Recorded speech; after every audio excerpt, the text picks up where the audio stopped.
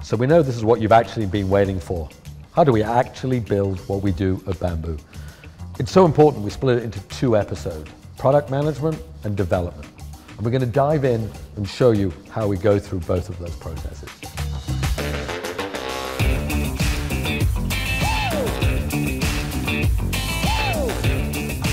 My name is Aki. I'm the co-founder and CEO at Bamboo. That means day-to-day, a lot of my work is around the products that we build. In fact, we talk about Bamboo Build as being our sort of core offering. This is how we effectively build Robo platforms for our clients as a B2B company. By and large, the premise is that we do need to maintain a services component, a services team, a delivery capability to help our clients implement these projects. They think of them, for the most part, as turnkey delivery, which means Bamboo does everything effectively. So we bring in the designers, we bring in the business analysts, the project managers, the testers, obviously the developers, and all of our team are effectively working with the client's kind of business stakeholders to work out how this thing gets delivered. Hi, I'm Ajay. I am one of the initial project delivery members at Bamboo. I helped set up the entire project framework, including processes, teams, and other stuff that you require for project management.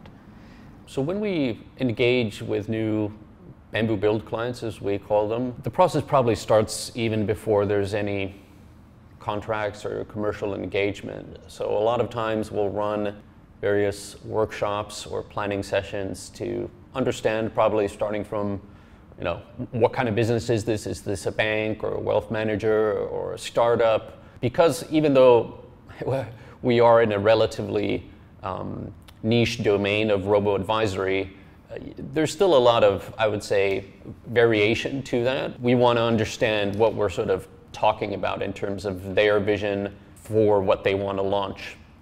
So we have now created processes and frameworks to track and estimate projects better upfront. We have workshops that identify key people who need to give us that information upfront. We record that into relevant systems and tools. We identify key people who are responsible for delivering key components of the project over a period of time during the course of the project, which basically helps us keep the project on track. Once we have a rough idea of what we're doing, we'll issue a proposal or a statement of work through this sort of contracting phase.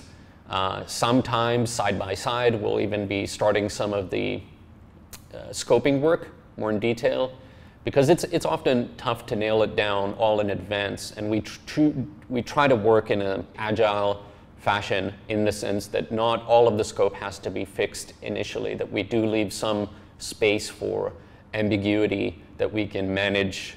And what we also have done is identified key stakeholders in different markets, what we call implementation partners.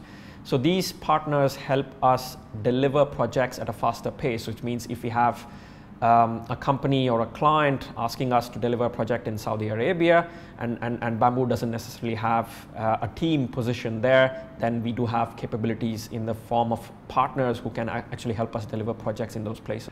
But once we've contracted, really that's when the more structured phase of the project starts, where we'll have the formal sort of requirement gathering sessions, which then roll into the design sessions for us to effectively show the client what they're going to get at the end of it, which then also instructs our developers so that they know precisely what are the screens, what are the flows, how do the different integrations come in at various points.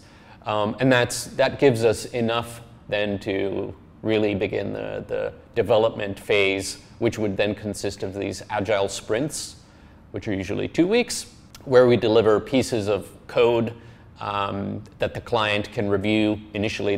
That can be more design work related, and eventually screens functioning screens, and towards the end of the project, you'll actually see kind of data going through the various integrations, and before you go live, you'll see actual kind of money going through as well.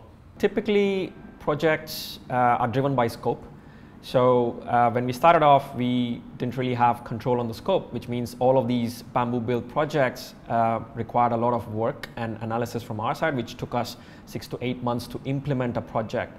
But what we have learned from that is understanding that scope and defining the process up front gives the team the flexibility to deliver projects faster.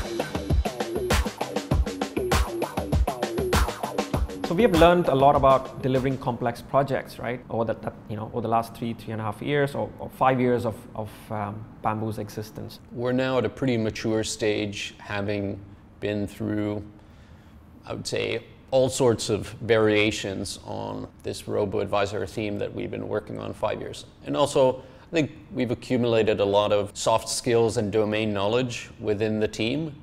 What that has meant is we understand our strengths and our products much better, and obviously the client's requirements much better. So we are able to deliver our solutions that much more efficiently. In the earlier days, it was certainly tougher because not only were we learning on the job, but our clients also didn't really know what they were looking for because nobody had really done it before.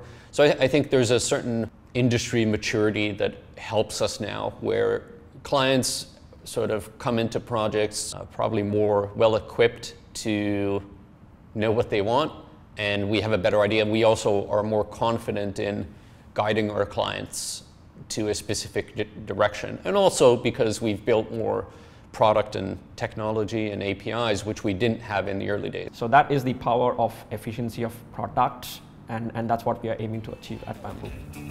So now that we have our timelines down, what we're going to do is move into the development phase, which is usually where the plan goes out the window.